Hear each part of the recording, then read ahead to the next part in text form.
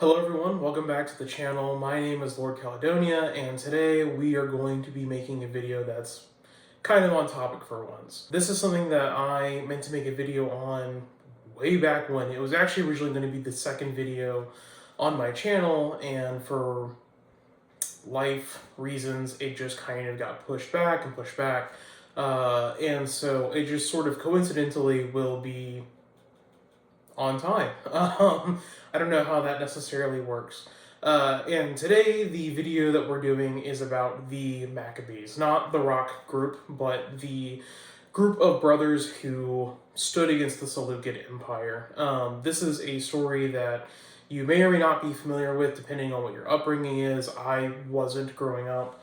And when I first learned about it in college, it was incredibly fascinating, and now I'm going to share that story to you guys and hope that you find it fascinating as well. Unlike my previous videos on historical subjects, I haven't really ever talked about my sources. Today I'm going to do that. I kind of feel like it's necessary, and you'll see why. So the sources for today are going to be the first book of Flavius Josephus's Jewish Wars or Wars of the Jews. Flavius, or Flavius Josephus, or Josephus as I'm going to call him, was a Jewish scholar who wrote in the 1st century AD. He was a part of the rebel group that fought against the Romans when the temple was burned, and he became a Roman citizen afterwards and wrote down two incredibly important books. One of these was Antiquities of the Jews, which is a retelling of some biblical events, as well as kind of explaining Jewish history and cultures and customs to a predominantly Roman and Greek society. This often is used as a fill-in for stuff that's said in both the Old and New Testament, as well as, like, he talks about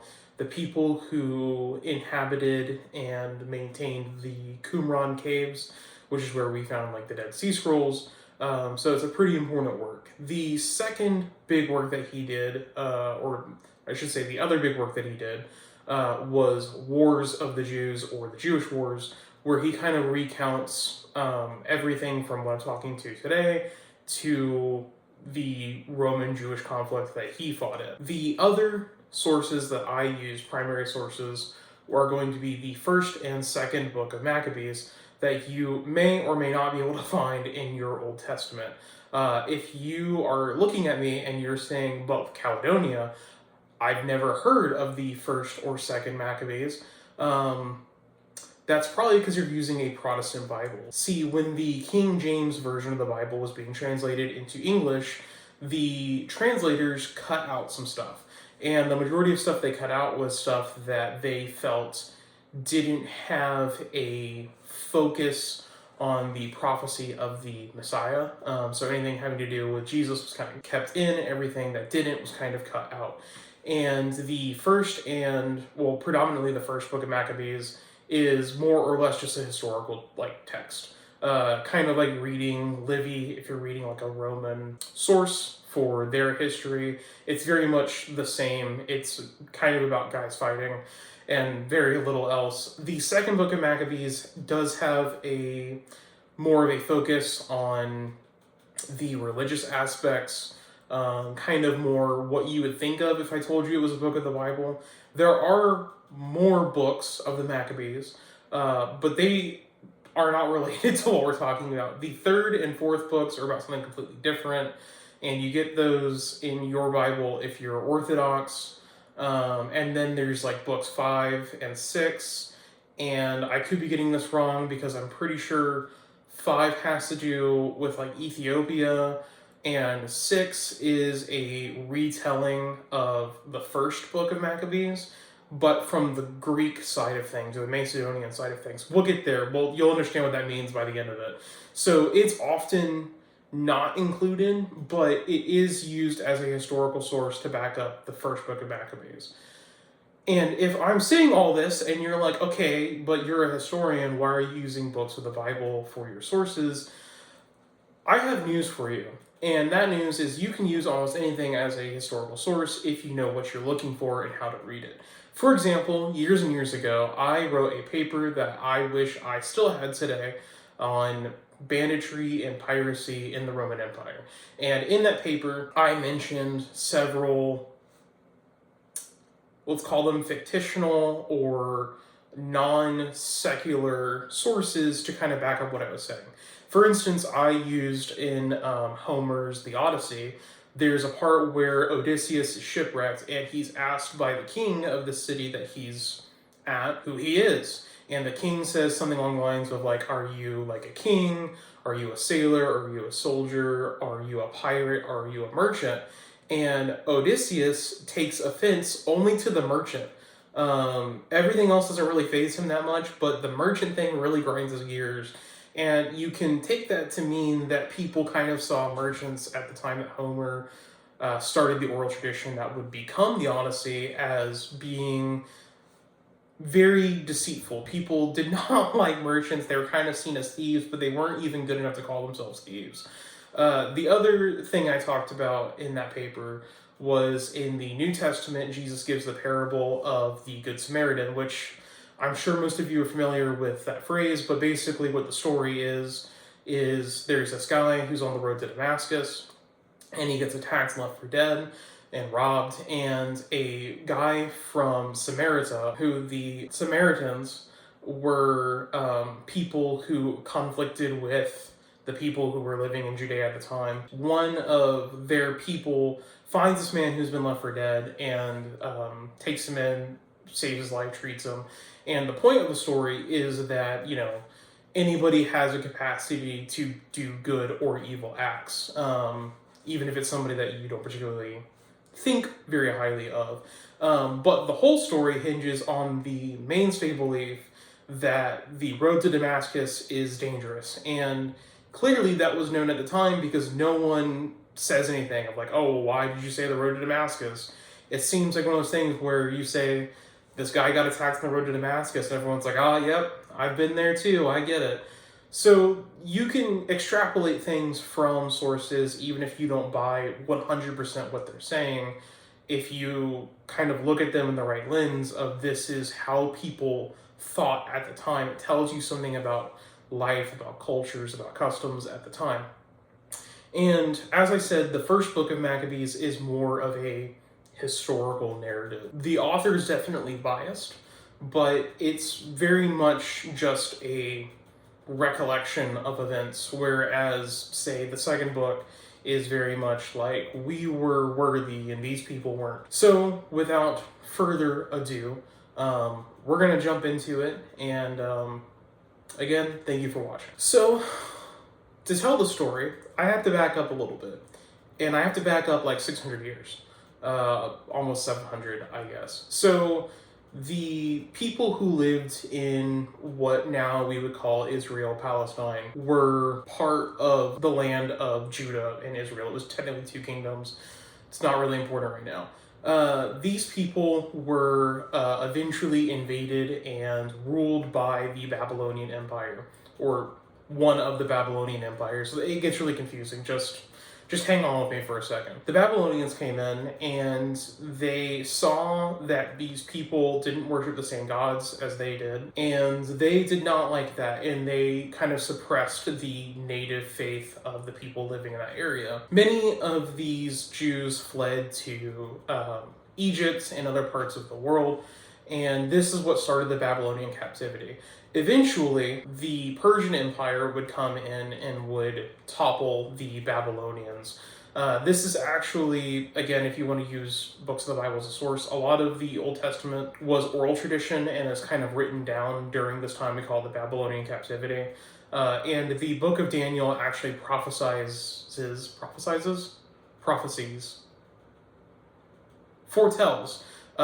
the end of the Babylonian Empire under the Persian invasion.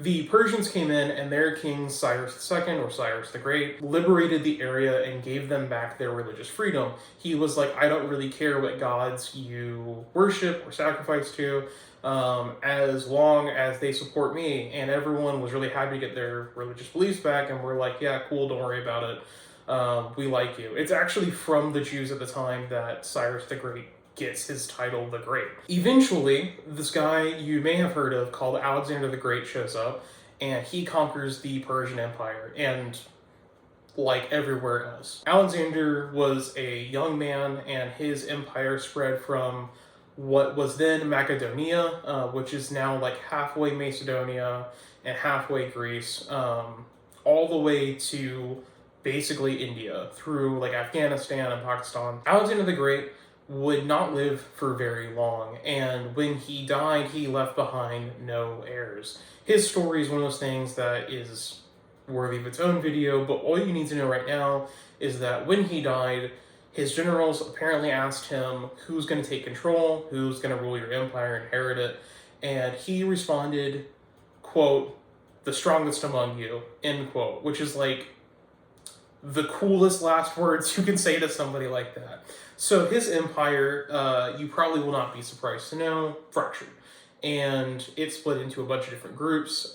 Most notably, what's important today is the kingdoms of Egypt, which would be ruled by the Ptolemies, or Ptolemies, because I think the P at the time wouldn't have been silent, and the kingdom of Seleucia, or the Seleucids, or the Seleucids, or the Seleucids, or however you want to pronounce it, it doesn't matter. The Seleucids kind of ruled over most of what we would think of as like the Near East, including Judea. And in the year 175 BC, their king, Antiochus Epiphanes, kind of takes charge. He had previously been a hostage in Rome, which really means that he hadn't been home in a long time. And when he shows up, he decides he wants things to change. And one of those things that he wanted to change was he wanted to kind of do away with native beliefs and move towards just sort of his native Greek Macedonian gods. If you remember in my video I did on the Gold of Tolosa, I said that most people were what we would call pantheists, meaning they believe multiple gods. The Romans are like that. That's foreshadowing for later. Antiochus was not someone who was like that, and he kind of thought that things were going to run a lot smoother in his empire if everyone believed the same thing he did, if they all spoke the same language, being Greek, or at least a dialect of Greek, if they dressed the same, if they had the same customs, and so on and so forth. So he starts this process called Hellenization, which is not unique to the Seleucid Empire, but basically what it means is that everyone's going to become Greek. He endorsed many local Jews to stop having Jewish customs, such as circumcision, such as resting on like the Sabbath, and instead endorsed them to, you know, hang out at gymnasiums and take on Greek names, and even to worship Greek gods on the altars that they had worshipped their native god. Antiochus would go to war with Egypt, and when he came back, he was pretty mad. In Egypt, he had seen there was a lot of Greek people and a lot of Jewish people, and a lot of the Jewish people really hated him and fought harder against him than some of his kind of Greekly cousins, and he was not very happy about that. So when he comes back to Judea, he really puts his foot down. He's no longer endorsing Hellenization, he's outright demanding it. And in fact, he would take over the Great Temple and sack it, which is something that hadn't happened since the Babylonians first came in and took over the region. He would follow this up 2 years later, so this is now 167, so it's been a couple of years since he's been king, and he would send a local magistrate to sack the temple again, I guess just to show he wasn't sorry for the first time he did it, and he starts to construct a area in the lower city called the Citadel, which is kind of like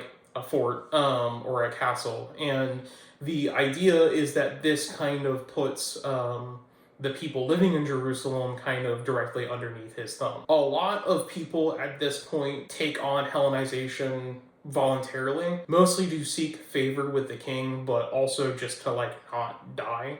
And it kind of starts to spiral outside of the city and into the regions around in the countryside, where if you're not aware of like geopolitical history, it's very easy to sort of take over cities and rule them.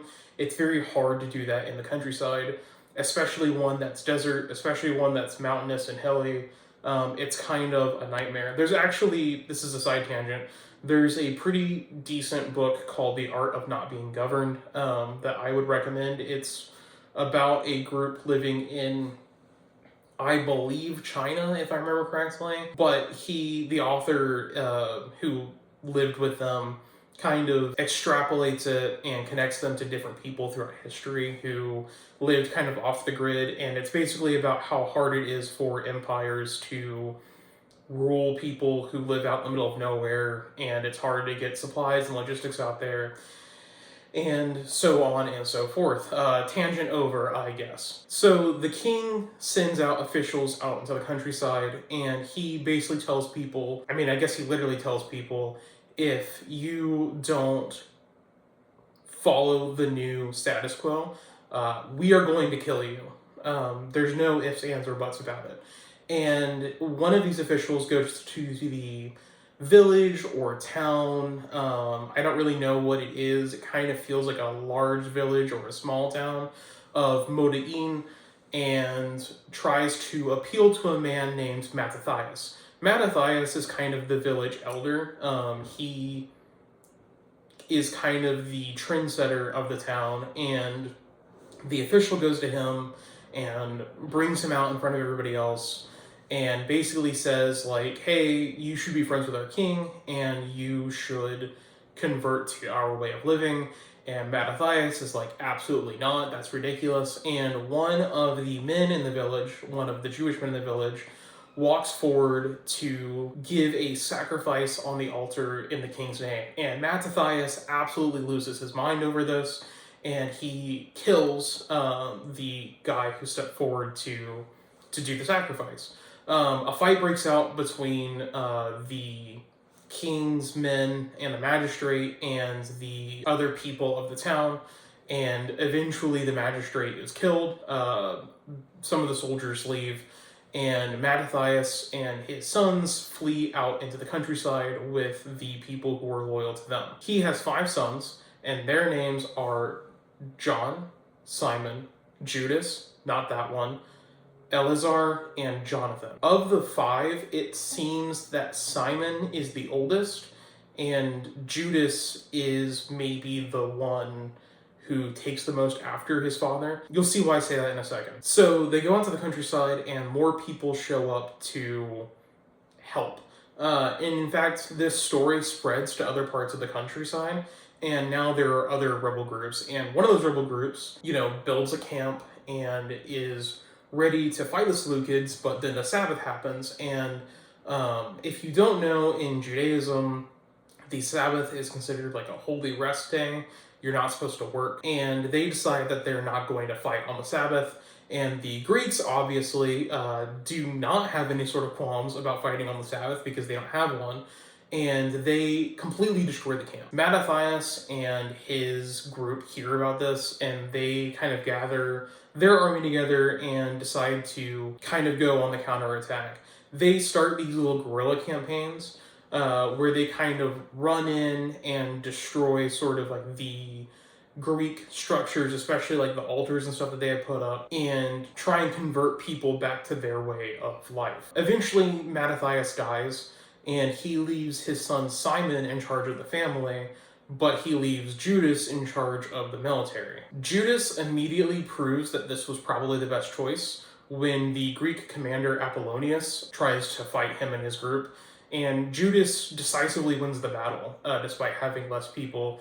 And in fact, he would steal the dead Apollonius' sword, and he used it up until the day that he died, which is the most RPG character thing I can think of. That's actually kind of like That's pretty metal, to be honest. So another Greek commander is appointed, this guy named Saron, and he goes to go fight Judas, and he ends up losing pretty decisively, losing about 1,000 men, like 800, I think, is what most sources agree on. And it's kind of at this time that Judas is given the name Maccabee. So Maccabee or Maccabeus, we don't really know what it means. It's a title. It probably means something like the hammer, and it is given a few times to a few different people. For instance, one of those books I mentioned and said it was about something different is about a group of martyrs. So clearly the name has significance. Again, very disputed on what that significance is. Anyways, so the king decides that he's going to have to take care of this problem pretty quick before he loses another commander. And he kind of starts writing a blank check to the military side of things. And he actually goes to Persia, like the province, which was very affluent at the time, to get taxes and use those taxes to pay for things like military affairs, mercenaries, that sort of thing.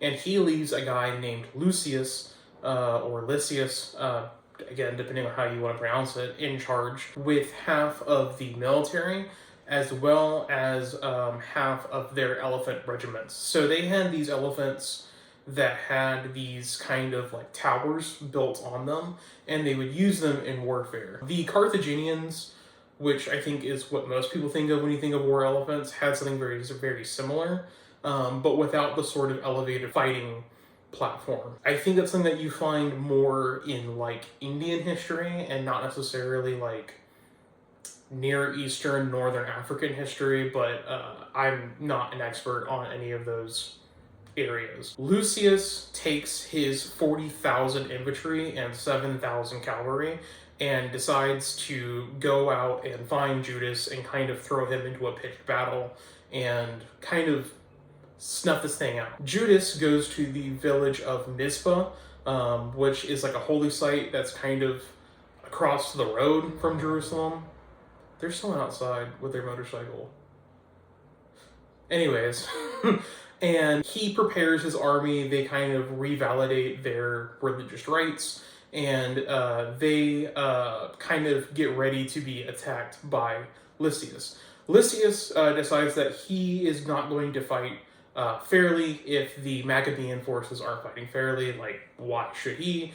And he decides that he is going to raid the Jewish camp in the middle of the night and kind of capture them or kill them as is. But when he shows up, the camp is empty, and it turns out that Judas had actually already thought that he was going to do this. So he took all of his men out of the camp, kind of only leaving like the tents and the campfires going, and they actually raid the Greek camp instead at the same time and steal all of their stuff and then leave. So then when the Greeks show back up to their camp, all of their stuff is gone, and now the Jewish camp is full of Greek loot and like food, and honestly, like, outstanding move. The following day, Judas attacks the sort of demoralized Greek forces and once again ends up routing them. They pursued them as far as they kind of could, and then would turn around and sort of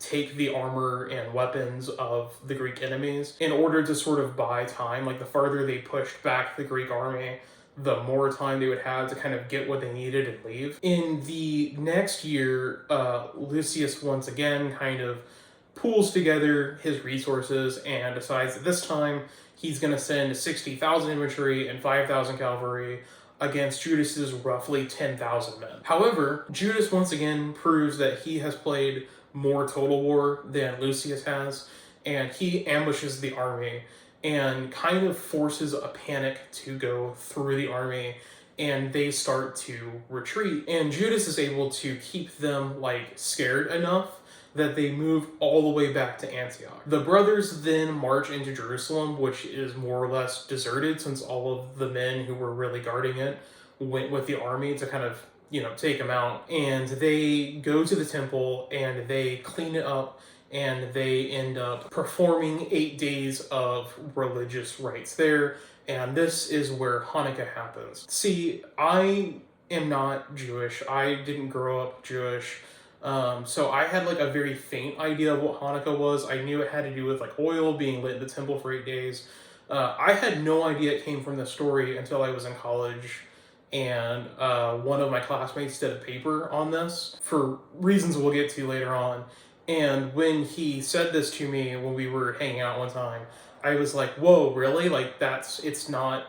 I kind of thought it would be something that dated back older than this, and it doesn't. Anyways, so Judas decides that since he's now kind of the top dog, Lucius and his men are hiding up in Antioch, and the king is nowhere to be seen, that he is just going to go around and start fighting literally everybody. Anybody who kind of had a sort of grudge against them, he decided now was the time that they were just going to just beat each other up over it. And he splits up the army into 2 parts. One is given to Simon, and Simon is told to travel to Galilee, and the other is ruled by Judas and Jonathan, and they decide to go to Gilead, and again to sort of right these ancient wrongs that they have felt like need to be righted. Another group is left in charge of kind of Jerusalem and the local countryside, and the second that Judas and Jonathan and Simon all leave, they get absolutely wrecked by a Greek commander by the name of Gorgias, or Georgius, or Gorgias, or again, whatever. While this is happening, the king of Seleucia hears what's happening and decides that he is going to go back home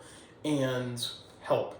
And he writes a letter to the Maccabees, specifically to Judas, after he kind of falls ill, and he ends up kind of dying on the way back. His son, Antiochus Eupator, and his chamberlain, a guy just named Philip, they couldn't be creative with all the names, I guess. They decide that they're kind of done wasting their military might, and honestly, they might not have that many soldiers left, and they decide that they're going to just almost entirely depend on mercenaries from here on out. They send a regiment of elephants against the Maccabees at a place known as Beth Zachariah, and Eleazar dies there.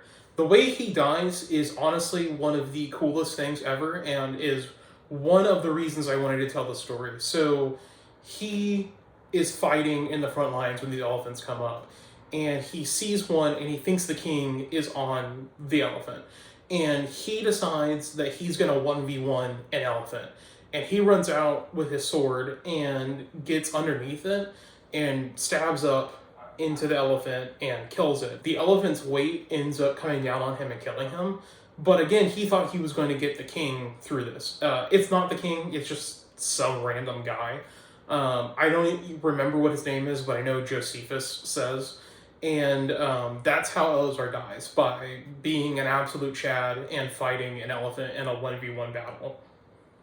I mean, it's one of those things, when I heard it the first time, I thought for sure this was made up, because the first time I heard this specific story was in the novel My Glorious Brothers, which I would absolutely recommend.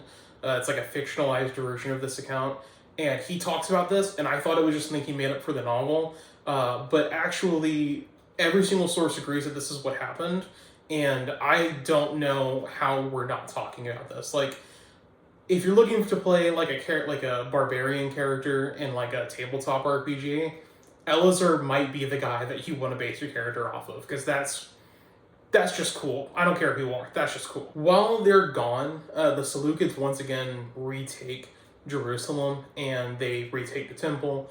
And the king decides that, you know what, enough is enough. A lot of bloodshed has been spilled over this. One dude 1v1 an elephant. We're kind of done fighting, and he reaches out with peace terms to the Maccabees, and they take those. It's a chance for everyone to sort of calm down and regroup, and a short armistice is a good way to sort of bringing about a larger peace later on. It doesn't last though, because the king sees the fort that they built on Mount Zion, and he gets really mad about it, and he tears it down, and this immediately just broke the truce. So sources don't say how long the truce lasted, but it literally seems like a couple of weeks at most. Now, in 161 BC or BCE, a guy named Demetrius kind of enters the story. Demetrius was another former hostage of Rome, and he decides that he is going to be king. He has a claim through his family line to like the noble house, and he leads a coup against Antiochus and takes control. He appoints a guy named Alcimus, or Alchemist, or Alcimus, to be the high priest, and Alcimus is very much like a Greek puppet. Judas takes this time to once again do what he does best by starting a guerrilla campaign, and he ends up kind of cutting off the city of Jerusalem and the surrounding area so that there's no supplies going in or out of the city. If you don't know this about the city of Jerusalem, especially at this time, it's kind of in the middle of nowhere. There's mountains kind of all around it, and there's not a source of water that kind of runs to it. You have to use a well. There's not like a river or anything. So that means that it's incredibly susceptible to being starved or dehydrated out during the siege. And Judas isn't sieging the place, but he's doing all the other things by kind of making sure that they can't get reinforcements, they can't get supplies in, and it's pretty devastating. Judas at this time sends out a letter to the Romans. So the Romans had just come off the back of the Second Punic War, and while Carthage was still a thing, and if that doesn't make any sense, I am going to do a series at one point on the Punic Wars and probably do like one video per the 3 wars. But Rome had basically taken the dominant spot in the Mediterranean over Carthage. They were still around, but they weren't really even an empire anymore, and were just more or less the city of Carthage. So Judas writes to the Romans, and he says, hey, I want to be friends with you. And the Romans say, that sounds cool. Now, the reason the Romans do this is for 2 reasons, I think. One, they're now the dominant empire, like I said, in the Mediterranean, and they probably want a friend. And that friend is more likely to be loyal and supportive of them if they are kind of backed up, even just with words, this far back. And that holds to be true. Judea, kind of through to Herod the Great, remains friends with Rome until Herod the Great's death, and then it becomes a dedicated Roman province, not just like a client state, and then there's issues. But the second thing is that the Romans, like I said, were pantheists. And one of the things about Roman pantheism in general is the Romans were very much aware that they were a newer society. The Romans looked at other cultures in the Mediterranean, specifically like the Egyptians and the Jews, and they knew that those cultures were much older than they were, and they respected those cultures and those gods. In fact, if a Roman soldier was sent to Egypt or sent to Judea, it wouldn't be weird for him to make religious prayers and offerings to someone like Horus or Yahweh to watch over him and his men. This is also the reason that the Jews are kind of given this special place in Roman society up until kind of the first Jewish war, the one that Josephus fought in, because they were seen as being older. So kind of like the Persians before them, as long as the Jews, did their sacrifices and offerings to their god, but for the safety of Rome and the emperors and the consuls and stuff like that, then everything was good. This is actually what would get Christians in trouble during Nero's reign, because the Romans would be like, oh, are you Christians, Jews? And the Christians would be like, no. And the Jews would be like, no. And then the Romans would be like, okay, cool. We don't have to respect your religious beliefs then. We can just kill you off. So while that's happening and he's trying to establish ties to Rome and like the Senate and stuff like that, the Seleucids start a retaliation campaign against the area that Judas has kind of taken around Jerusalem, and they start kind of just killing civilians, which is always the worst thing you can do. Judas ends up fighting them in kind of a large pitched battle. And during that battle, he's in control of the right flank, and he breaks the Seleucid line and kind of pursues them. And as the two armies kind of crumble in on each other, Judas ends up dying on the right flank. And he leaves his brother Jonathan in charge. Jonathan sends the other brother John, so there's John and Jonathan.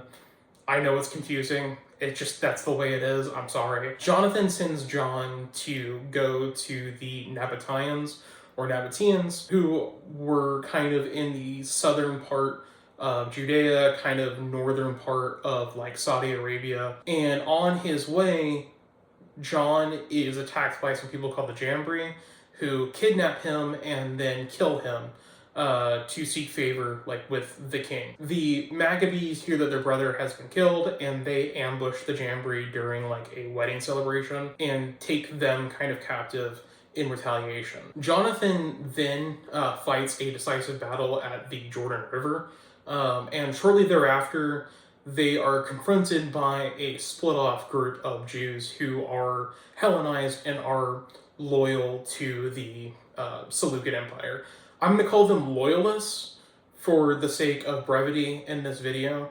I think technically both sides might consider themselves to be loyalists, but we're going to have the Maccabees and the loyalists just going forward, just so it's not confusing. Now, during this time, Jonathan is fighting against a general called Bacchides, who is I believe is a kind of a loyalist who fights for the Seleucid Empire. There's several people called Bacchides in these texts, and it's hard to tell which one this is or if they're all the same person.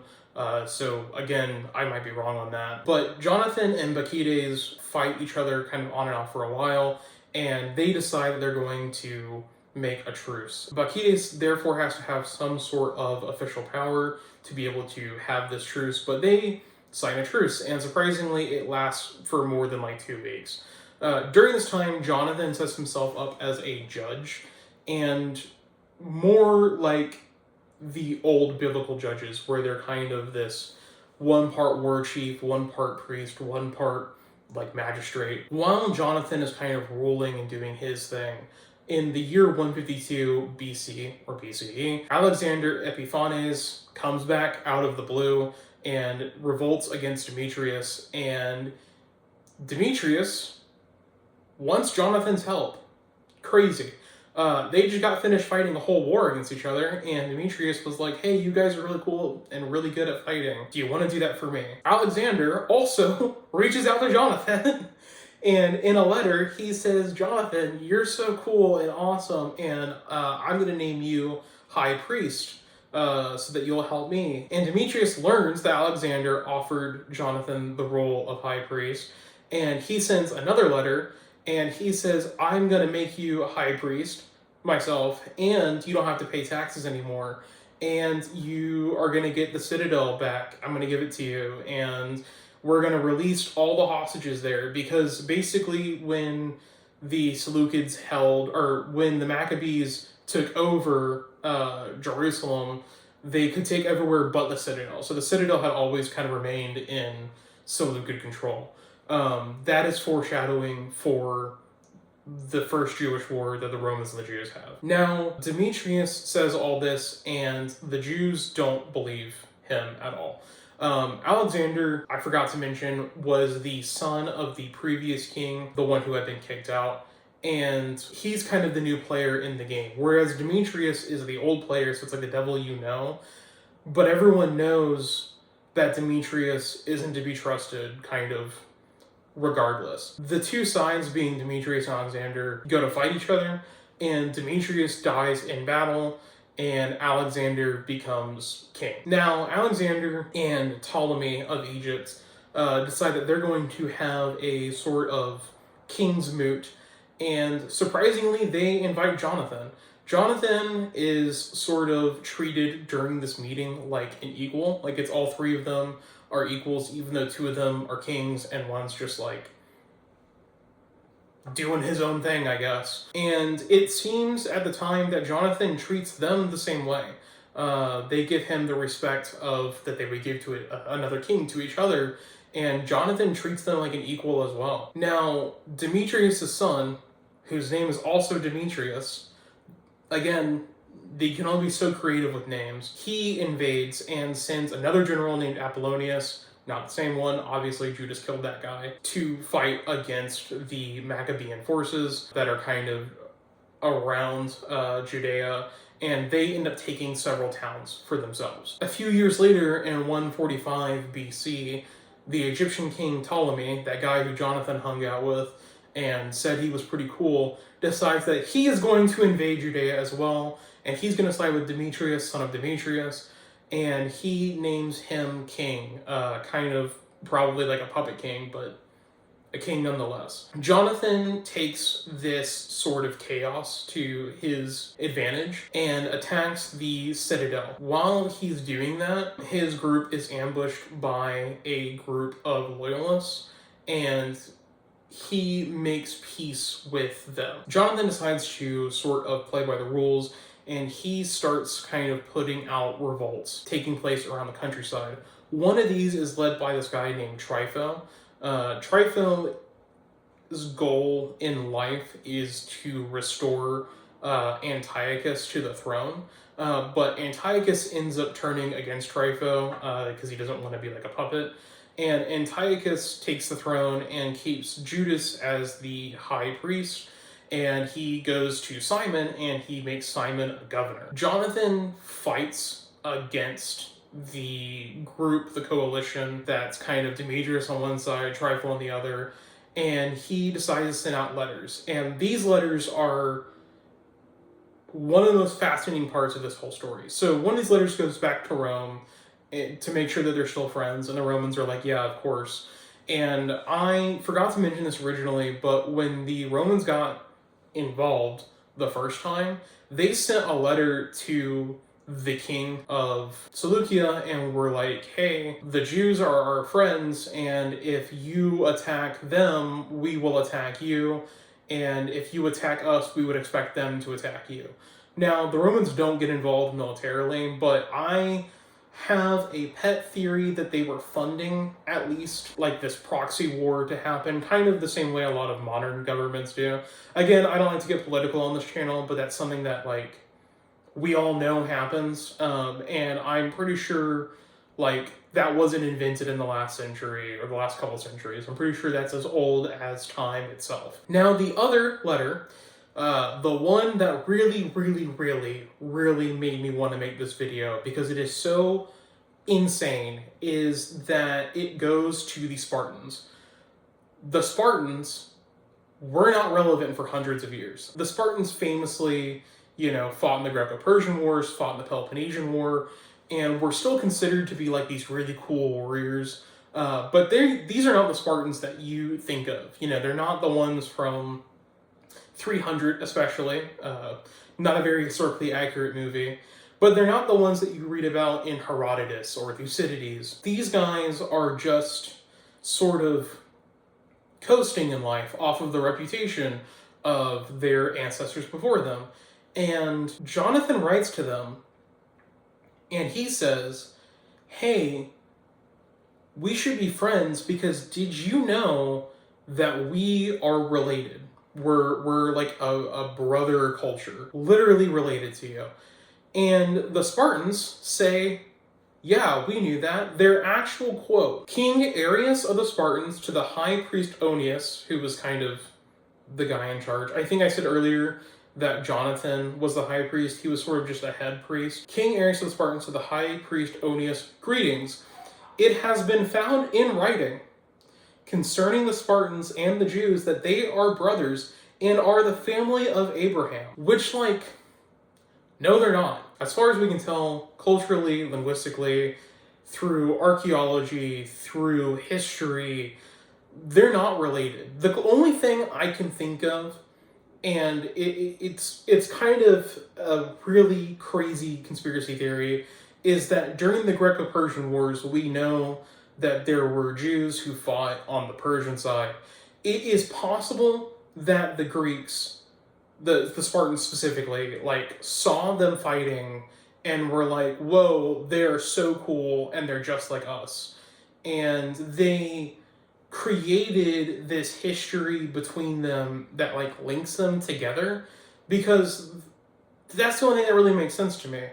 The only other thing I can think of is that, like, and I guess it's kind of tangentially related to that, is the same way that a lot of cultures even today kind of view each other as being like kind of spiritual brothers, not literal brothers like the Spartans think they are, but spiritual brothers. For instance, if you look at like relationships and the way that the two countries view each other, like Scotland and Poland are very similar, where like both have this history of being like oppressed by like a larger like neighbor, and they kind of view each other as like this spiritual, like equal, I don't know how to describe it, but to actually say that like, oh yeah, you're right, we are of like Abrahamic descent, like I have no idea how they got that. I have no idea where they found this like writing that they say that that's where it is. And I don't know like why, like what they would even get out of like going along with it. I don't know. The whole thing's crazy to me. Again, it's one of those things that like that's why I want to make this video. That was insane to me when I learned that. Man, history is weird sometimes. Okay, so we're past that now, and Trypho once again kind of turns against the king, Antiochus, and he invites Jonathan to a meeting. Jonathan and his sons decide to attend this meeting, and at the meeting, Jonathan is ambushed, and he's captured, and he's killed. We don't know what happens to his sons, but one of his daughters is actually the ancestor of Josephus, which, like, that's kind of cool, I guess. So Simon, the last brother, ends up taking charge. Simon decides that he is going to sort of finish these wars once and for all, and he sides with Demetrius against Trypho, and in 142 BC, or BCE, Simon finally gets what they were looking for this whole time. They get independence from the Seleucid Empire. This independence came in the form of a letter, so it's in writing, and in 141, the next year, Simon would finally make that a reality and not just a sentence on a piece of paper, by retaking the citadel and controlling all of Judea. The Romans and the Spartans send a letter to Simon, and they, you know, kind of send their condolences about what happened to Jonathan, and they reaffirm his right to rule and the independence that they've gained, and the people of Judea make Simon an ethnarch. Another Seleucid king named Antiochus, again, the seventh, he starts to reinvade Judea, and Rome finally tells him to, like, kick rocks. They say, if you get involved, we are actually going to get involved this time. And I kind of believe that one a little bit more, considering that now, like, there was an actual, like, state there. Simon would live for a few more years. He would fight more wars. He would have his sons fight wars while he kind of ruled. He was pretty old at this point, and eventually he would be murdered along with several of his sons. One of his grandchildren would end up becoming king of Judea, and it's through his line, unfortunately, that we get Herod the Great. Whoopee. But that is the story of the Maccabean Revolt, the time that 5 brothers defied an empire, and I hope that you enjoyed this video. This story is so incredibly weird to me. I felt like I had to share it. It's one of the reasons I wanted to make this channel, was to share these weird historical stories that feel crazy. Like, where else are you going to get weird connections and 1v1ing elephants from? It like doesn't happen. I also wanted to leave this video with saying that I hope I get it out before Christmas, but Merry Christmas, Happy Hanukkah, Happy Kwanzaa, whatever else it is that you do during this time of year. I hope that you get the chance to spend it with friends and family and loved ones and just relax. I also wanted to say two lessons I think we can take from this story. One is that anybody can make a big impact. I think this is the time of year that we give and we show love, and I think if people keep that on all year round, you can make a big difference in your community and the world. The other thing I think the story conveys really, really well is that if you write a letter to the Spartans and you say that you're related to them, they will probably agree with you.